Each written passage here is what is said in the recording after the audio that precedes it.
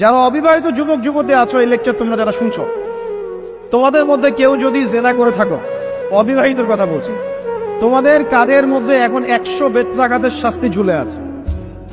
সূরা নূরের 1 থেকে 3 নম্বর আয়াত পড়ে দেখবে, অবিবাহিত যুবক যুবতী যদি জেনা করে তাদের শাস্তি হচ্ছে 100 বেত্রাঘাত, তাও জনসমক্ষে, এবং এক বছরের জন্য নির্বাসন। এই বিধানগুলো যদি পৃথিবীর কোনো দেশেও না থাকে, আসমানে আছে। মরার সাথে সাথেই এই বিধান কার্যকর হবে ইনশাআল্লাহ। বাঁচার বুদ্ধি কি? একটাই উপায় আছে। এই লেকচার কেন চলে গেছে?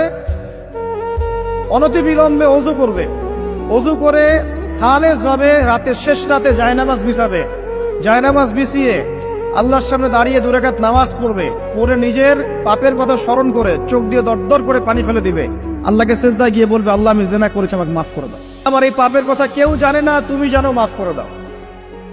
এই মাফ নেওয়ার পরে আবার ওই যার সাথে করেছেন ওর সাথে আবার লিঙ্ক আপ করার চেষ্টা করেন না। আসো আমরা জেনা করেছিলাম, আসো বিয়ে করে নেই, এটা সলিউশন না। জেনা করেছেন, আগে তওবা করে ফিরে আসতে হবে, তারপরে পুরো জীবন ইসলামিক লাইফ লিড করতে হবে।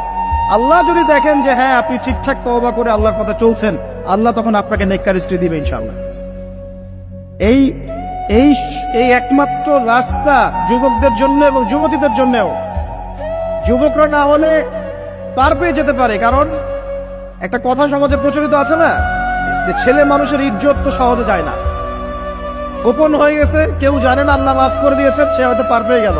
কিন্তু এই যে মেয়ে, তুমি যে 8-10টা ছেলের সাথে জেনা করেছো, তোমার ইজ্জতের কি হবে? তোমার যে সতীত্ব তুমি নষ্ট করেছো, তুমি তো বিয়ের পর কোনো ঘরে গেলে সে হাজবেন্ডও বুঝতে পারবে তুমি আর সতীসাধী নও। তখন তোমার কি হবে?